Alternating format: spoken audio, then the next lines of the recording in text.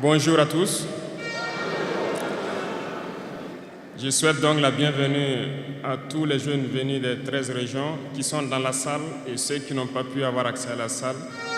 À tous les jeunes venus d'Afrique pour accompagner la jeunesse burkinabé, soyez les bienvenus au pays des hommes intègres. J'irai rendre un hommage vibrant à nos vaillantes forces de défense et de sécurité et nos vaillants VDP qui se battent jour et nuit pour que le Burkina Faso soit et tienne debout. Je souhaite que nous prenions une minute pour prier pour ceux qui sont sur le terrain et aussi pour le repos des âmes de ceux qui sont tombés pour notre patrie.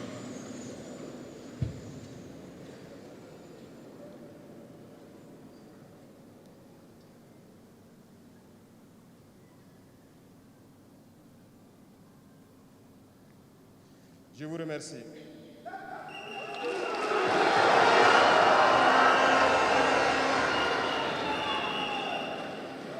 Rendons grâce à Dieu qui a permis que nous nous retrouvions ici aujourd'hui à l'occasion donc de la célébration de la Journée internationale de la jeunesse en bonne santé. Je le dis très souvent parce que l'être humain oublie souvent Dieu lorsqu'il n'a pas de problème, lorsqu'il est dans le bonheur. Mais quand viennent les soucis, c'est là qu'on se rappelle de Dieu. Rendez grâce tous les jours pour le souffle de vie et pour la santé. Jeunesse. Jeunesse du Burkina, jeunesse d'Afrique. La jeunesse, cette phase de la vie où l'on a assez de force, assez d'énergie, comme le paraphrasait donc le slammer qui vient de passer. La jeunesse, c'est l'époque où on n'a pas assez de temps. Nous devons profiter du temps qui nous est donné, utiliser l'énergie nécessaire pour atteindre nos objectifs, pour changer le monde, changer notre monde, changer le monde des autres, positivement. Les enfants souhaitent grandir pour être jeunes. Les personnes âgées souhaitent redevenir jeunes. Tout le monde veut être jeune. La jeunesse est une bénédiction. Alors profitez de la jeunesse pour faire œuvre utile. Voilà pourquoi quand je vois dans le thème choisi, les deux premiers mots nous interpellent. Intégration, sécurité. L'Afrique fait face à de nombreux défis. Et on doit se poser des questions. La jeunesse est-elle un atout ou un handicap pour le développement des nations? La réponse est simple et sans équivoque. Et vous la savez. Les pays développés ont pour la plupart une population vieillissante. Et actuellement, beaucoup de pays ont lancé des programmes pour rajeunir leur population. L'Afrique a cette chance d'avoir une population très jeune. Mais pourquoi l'Afrique n'est-elle pas développée?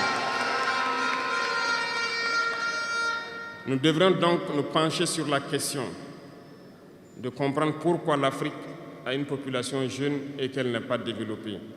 Et que les pays qui se disent développés cherchent donc à rajeunir leur population. Il faut que nous arrivions donc à transformer notre jeunesse en un véritable atout et un moteur de développement pour notre continent. Et pour ce faire, nous avons besoin d'intégration, nous avons besoin de sécurité, de développement, nous avons besoin de nous unir. Certes, vous entendrez parler de l'Union africaine. Oui, elle existe. Mais quel est l'effet de l'Union africaine en réalité?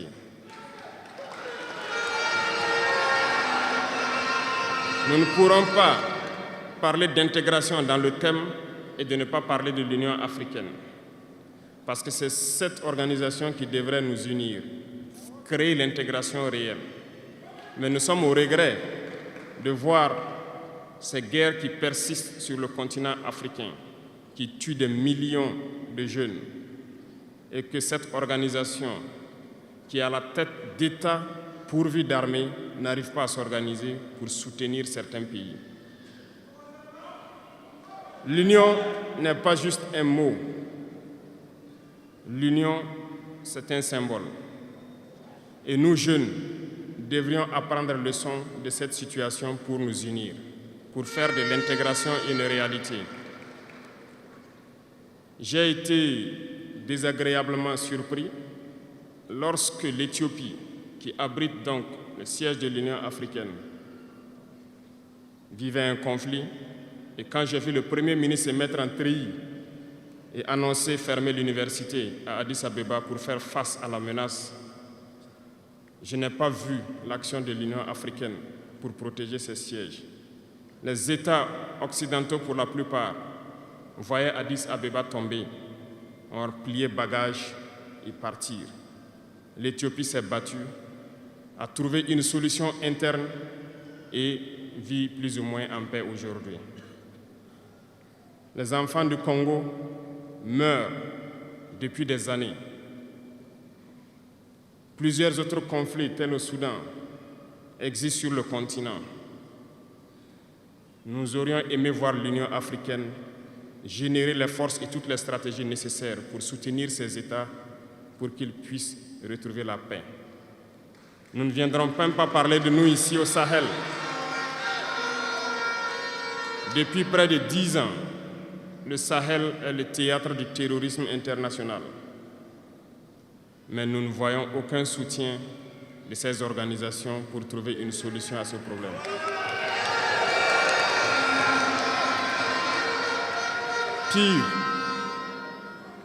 Pire, il y a quelques jours de cela, un pays étranger à l'Afrique a annoncé ouvertement avoir soutenu et participé à une attaque lâche, terroriste et barbare contre des forces de notre confédération à Tinzaouaten. L'Union africaine n'a pipé aucun mot pour condamner cette ingérence. L'Union africaine n'a pipé aucun mot pour condamner cette ingérence d'un État extérieur à l'Afrique dans les affaires internes de nos États. Et ce coup de gueule, je souhaiterais qu'ils l'entendent et qu'ils sortent donc de leur silence et poser des actes pour que la jeunesse puisse croire en l'Union africaine.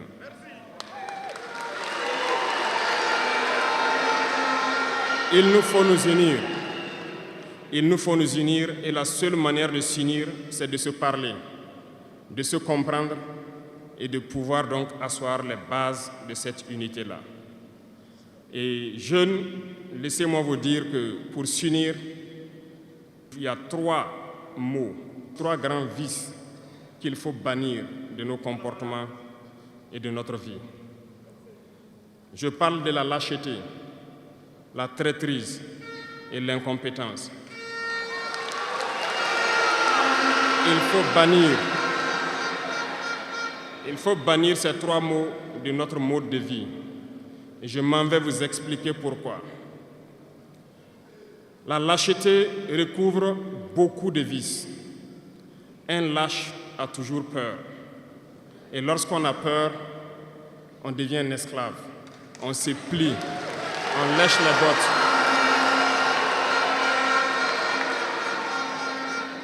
Nos ancêtres n'ont pas été lâches.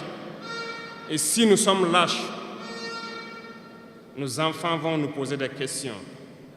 Imaginez qu'au Burkina, nous refusions de nous battre et nous acceptons de nous soumettre, de vivre l'esclavage. Demain, nos enfants grandiront. Ils se poseront des questions. Nos parents ont-ils été des lâches pour nous laisser dans l'esclavage? Que nous soyons vivants ou morts, nous allons le ressentir. Le lâche a peur. Et les impérialistes ont compris, ils essaient de faire peur aux leaders pour que vous soyez des lâches. Parce que quand vous êtes un lâche, tous les autres vices peuvent naître. On fait tout pour que nous ayons peur. Ils viennent dans nos palais, ils nous menacent directement ou des menaces voilées. Bien sûr, nous répondons comme il le faut. Ils essaient de nous faire comprendre. Ils prennent chaque fois des exemples. Ils nous diront, vous savez, Thomas Sankara a essayé de faire comme ça, mais il est où? Il est mort. Le président haïtien, il a essayé de faire comme ça, il est où? Il est mort. Kadhafi a essayé comme ça, il est où? Il est mort. Voilà des propos qu'on nous tient de manière voilée pour nous faire peur. Et pire, nous voyons aussi souvent certains jeunes essayer d'emboîter le pas d'une autre manière. On peut les entendre dire « telle personne a régné ainsi, il est à la CPI. Telle personne a régné ainsi, il est en prison. » Tout ça pour essayer de nous faire peur, pour qu'on devienne des lâches. Mais je pense qu'ils n'ont pas compris quelque chose. Quand nous disons la patrie ou la mort, nous vaincrons, ce n'est pas qu'une phrase. Ce n'est pas qu'une phrase, ça a tout son sens. Nous n'avons pas peur et nous n'aurons jamais peur. Nous continuerons notre lutte.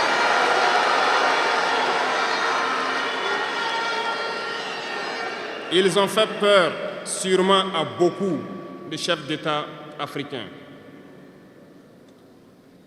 Vous voyez, souvent quand on s'exprime ou lorsqu'on a l'occasion d'être dans certaines situations à l'extérieur, nous tenons souvent des propos pour interpeller les chefs d'État africains pour qu'on se réveille, prendre soin de notre jeunesse pour pouvoir amorcer notre développement réel. Nous sommes souvent mal compris. Certains ont riposté publiquement à nos propos parce qu'ils se sentent indexés. Mais je peux vous assurer, jeunesse, que lorsque nous nous retrouvons dans les couloirs, ces mêmes chefs d'État nous disent « Vous êtes sur la bonne voie, c'est ce qu'il faut faire pour que l'Afrique puisse s'en sortir. » Alors, nous leur posons des questions à savoir pourquoi vous ne faites pas comme nous, pourquoi vous ne nous accompagnez pas. Certains nous disent qu'ils ont les mains liées, certains nous disent qu'ils ne peuvent pas. Chers aînés, chefs d'État africains, du haut de cette tribune, donc, je souhaiterais dire que les peuples africains sont les peuples les plus pacifiques. Lorsque vous reconnaissez un tort, il faut le dire au peuple. Que nous n'ayons pas peur demain de sortir et dire au peuple, nous nous excusons, nous avions été compromis, nous avons des biens mal acquis, on nous a compromis par plusieurs choses et que nous demandons pardon et nous revenons sur la bonne voie. Et de commencer à travailler réellement pour l'indépendance de nos États et notre émancipation. Et je pense que c'est possible. Si nous restons dans cette posture de peur, nous serons lâches et l'histoire nous jugera. Nos enfants poseront des questions, nos petits-enfants poseront des questions. Nous sommes en train d'écrire l'histoire, il n'y a pas de place pour la lâcheté. Si nos ancêtres avaient été lâches, nous ne serions pas là. Souvenez-vous, je vous prends un exemple des peuples Bamileke et Bassa, je veux parler des Camerounais. L'Union des populations du Cameroun, qui depuis les années 50 a commencé une lutte implacable contre les colons. Mais ils ont été massacrés. Les armées coloniales françaises en son temps ont déversé des bataillons d'infanterie, des chars, des hélicoptères, ont anéanti des villages entiers. Les tortures les plus inhumaines ont eu lieu en cette période. Vous pourrez faire des recherches sur ce qu'ils appelaient la balançoire ou le bac à ciment. Des centaines de milliers de populations ont été décimées ainsi en Afrique parce qu'ils ont osé demander aux colons de quitter leur terre.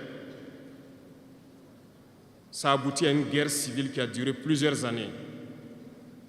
C'est pour dire que des gens ont osé, ont affronté à main nue les impérialistes pour que nous soyons là.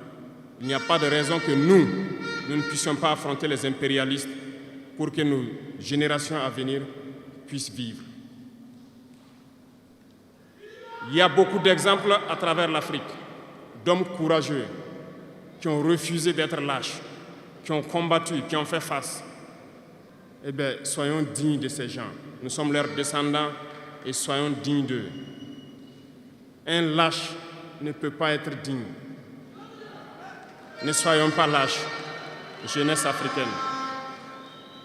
Parce qu'un lâche est toujours un traître. Et ça va de pair. Ils essaieront de nous faire peur pour que nous soyons lâches. Et si nous sommes lâches, nous allons trahir. Il faut bannir la traîtrise de nos habitudes.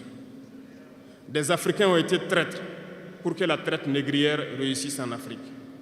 C'est parce que des Africains ont été traîtres que la colonisation a pu tenir en Afrique.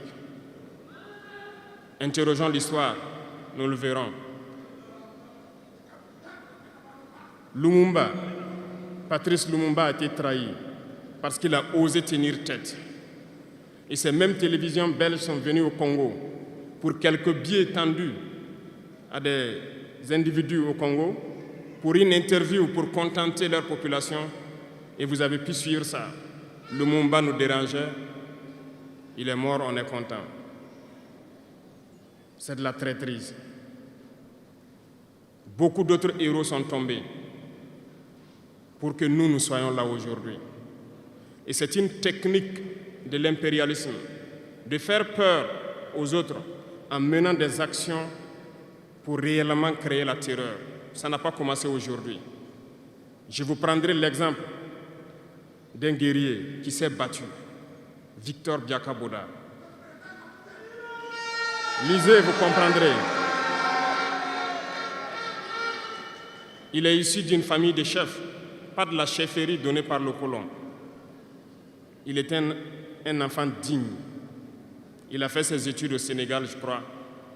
Il est venu médecin en Guinée et lorsque le RDA a été créé, il a rejoint la Côte d'Ivoire pour mener le combat contre les impérialistes, contre les envahisseurs, contre le colon. Il a essayé d'organiser la société ivoirienne. Partout, les gens ont commencé à porter la voix. Il y avait en son temps un général Péchou qui a fait massacrer les populations ivoiriennes pour que jamais cet esprit de liberté ne puisse germer. Il a continué son combat aux côtés de Félix Houphouët-Boigny. Ils ont lutté, mais le plus virulent était Victor Biakaboda. Il représentait une menace pour les impérialistes. Qu'ont-ils fait? En plus de massacrer les populations qui manifestaient, un soir, ils l'ont tué de manière atroce à côté de Boisflé. Quelques heures après, lorsque les populations de Dimbokro ont entendu l'assassinat, ils ont marché, ils ont manifesté, ils ont été massacrés par l'armée coloniale. L'histoire est têtue, les faits sont là. Après sa mort, qui a fait peur à Félix Houphouët-Boigny, ils l'ont appelé et ils l'ont dit: si vous continuez la lutte, vous connaîtrez le même sort. Il a eu peur et il s'est rallié à l'impérialisme. Il a été nommé ministre en France et plus tard il est venu prendre les rênes de la Côte d'Ivoire. Et ils l'ont utilisé pour éliminer beaucoup d'autres personnes qui osaient lever la voix. Et je pense que Thomas Sankara est un bel exemple.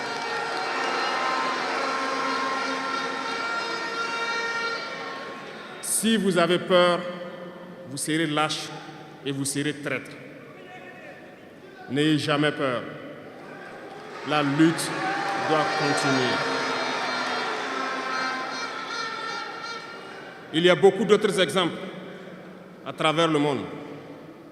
Et il y a ce phénomène qu'ils ont aussi utilisé depuis belle lurette et qu'ils continuent d'utiliser.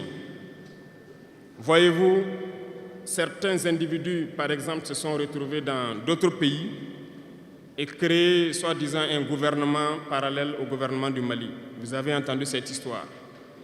Ce n'est qu'une technique qui a existé dans le temps. Je vais vous prendre l'exemple de Ahmed Chalabi, l'Irak.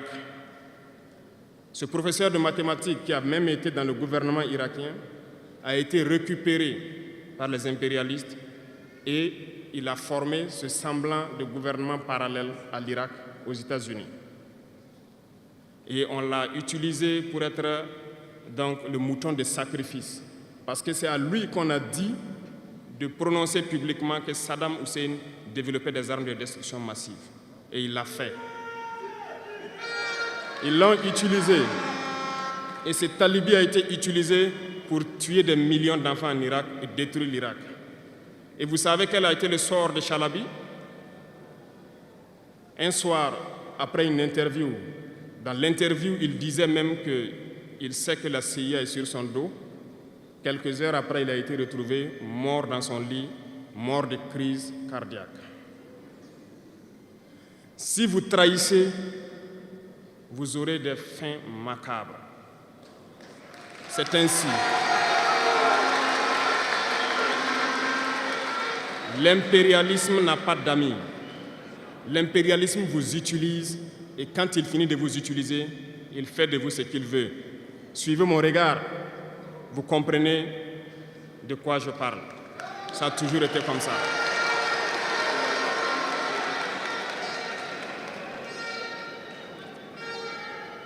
Le troisième vice que je vous invite à vous départir, c'est l'incompétence. Ah, je reviens encore au mot du slameur qui a marché sur ma langue. L'incompétence, vous comprendrez de quoi il s'agit. L'incompétence est un phénomène très dangereux qu'ils ont utilisé pour détruire la société africaine. Dans nos administrations, il y a beaucoup d'incompétence. Reconnaissons-le. Les incompétents ont beaucoup de place à côté de l'impérialisme. Parce que les incompétents peuvent plomber le développement d'un pays. Les incompétents peuvent vous amener à douter de vous. Les incompétents aiment la facilité. Les incompétents aiment tout pour eux seuls. Les incompétents n'aiment pas ceux qui sont compétents. Ils n'aiment pas ceux qui innovent, ceux qui cherchent. Les incompétents sont dangereux. Lorsque vous êtes éclairé, l'incompétent ne vous aime pas. Lorsque vous voulez innover, l'incompétent ne vous aime pas. L'incompétent sait reconnaître celui qui est compétent et il va le combattre jusqu'à son dernier souffle parce qu'il a peur de celui qui est compétent. Cherchez la connaissance. Cherchez la connaissance et travaillez. Travaillez dur pour être compétent. Bannissez l'incompétence. Parce que, à travers les distractions qu'on veut nous faire adopter, on devient incompétent. Je vous prends un exemple. Les réseaux sociaux sont les lieux de publication des informations aujourd'hui. Les gens s'informent à travers Internet et beaucoup de choses. Un jeune qui publie sur les réseaux sociaux un article sur sa ferme ou un projet agricole ou un projet scientifique, je suis jeune, je connais les termes. Il n'aura pas peut-être 1000 vues. Mais un jeune qui publie sur des futilités, ce que moi j'appelle du n'importe quoi, il a des millions de vues.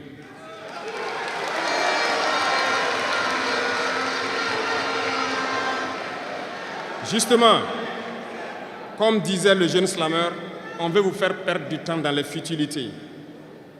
Prenez conscience, intéressons-nous au travail et cherchons la connaissance, cherchons la compétence. Se distraire, c'est bien, mais on doit travailler d'abord, avant de se distraire. Cherchez la connaissance, sinon vous perdrez du temps à ne rien faire.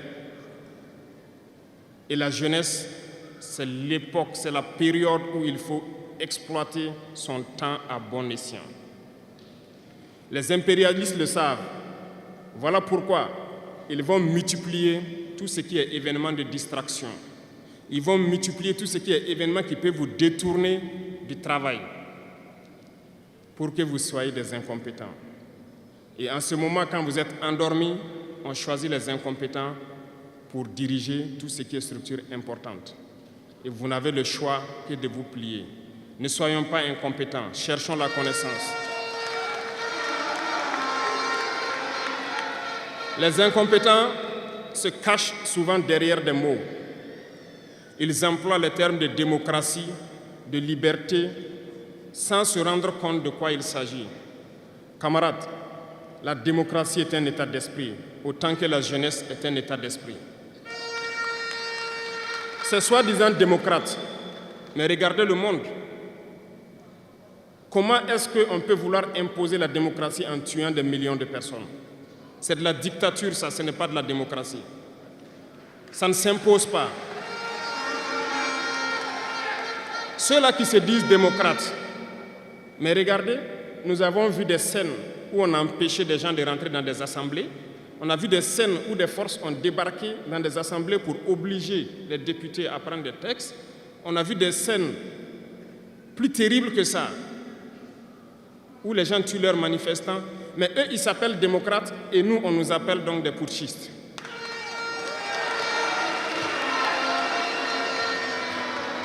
Si c'est ça la démocratie, je répète, nous ne voulons pas de cette démocratie.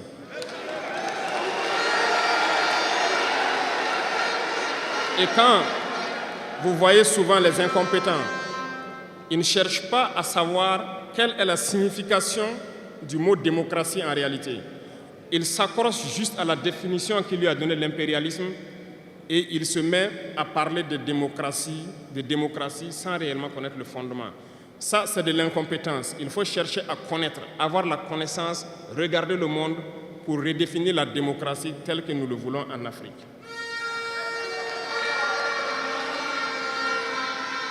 Les incompétents se cachent derrière les libertés. Retenez une chose, il n'y a pas de liberté individuelle qui existe. C'est un fait. Vous pensez vraiment que chacun est libre? La liberté est collective. Tant que nous vivons dans une société avec des règles, la liberté est collective. Parce que si vous ne respectez pas les règles, vous ne pouvez pas vivre dans la société. Si vous êtes libre de parler comme vous voulez, l'autre aussi est libre de vous répondre comme il veut. Ça sera du désordre. Si vous êtes libre de rouler dans la rue et de passer le feu au rouge comme vous voulez, l'autre est libre de passer aussi et de vous cogner. Vous comprenez que si la liberté individuelle prend le dessus, nous sommes dans une société de désordre. Voilà pourquoi il y a des règles dans la société. Et les règles, tout le monde doit les respecter. Et là, on parle de liberté collective.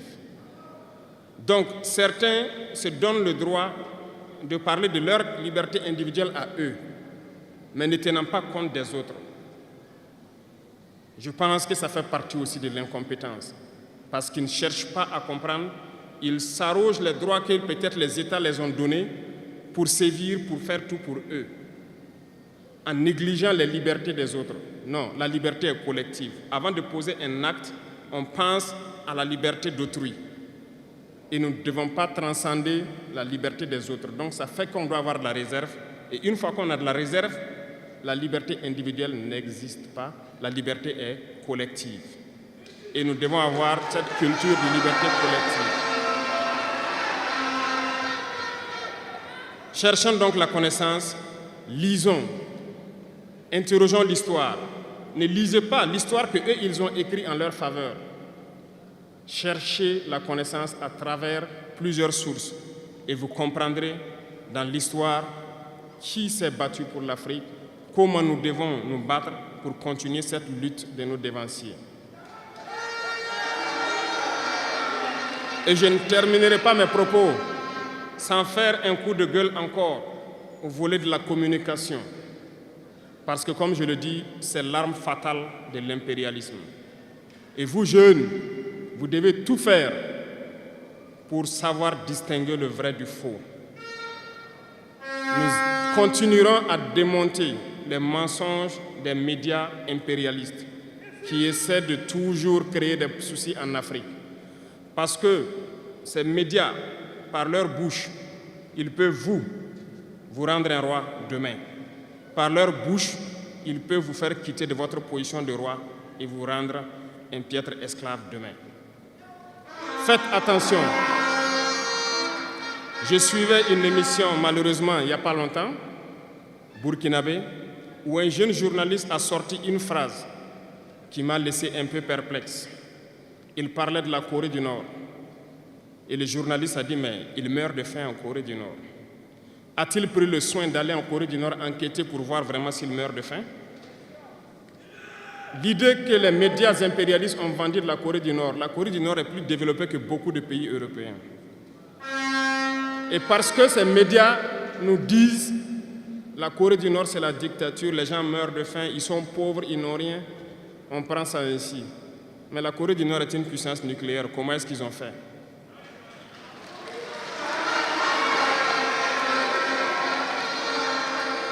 Faisons attention à la communication. Il ne faut pas suivre de manière aveugle ces médias menteurs qui ne cherchent qu'à diviser l'Afrique. C'est logique, ils se battent pour les intérêts de leur peuple. Et les intérêts de leur peuple, c'est que l'Afrique soit divisée. Alors, jeunesse du Burkina, jeunesse d'Afrique, il faut qu'on s'unisse. Il faut bannir la lâcheté, il faut bannir l'incompétence, il faut bannir la traîtrise et tous les vices dans nos sociétés.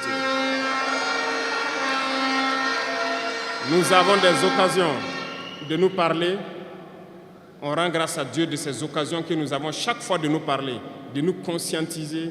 Et je vous invite à repartir encore lire, à se mettre au travail pour que l'Afrique que nous voulons, autosuffisante alimentairement, soit une réalité. Pour que l'Afrique que nous voulons pour un développement harmonieux soit une réalité. Parce que je reviens sur votre thème.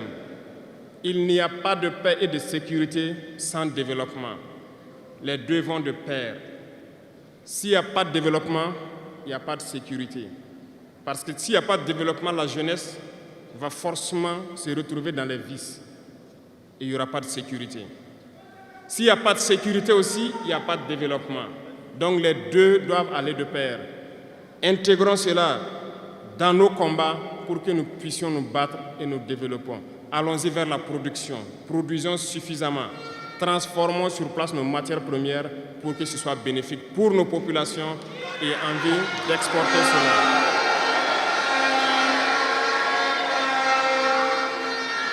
Je vous souhaite de très bonnes journées de réflexion sur le thème choisi, également sur le rôle essentiel de la jeunesse dans ce combat. Bonne chance à tous. Que Dieu fasse en sorte que tous ceux qui ont fait le déplacement retournent en bonne santé chez eux et que nous puissions nous retrouver quand nous le souhaitons par la grâce de Dieu. La patrie ou la mort.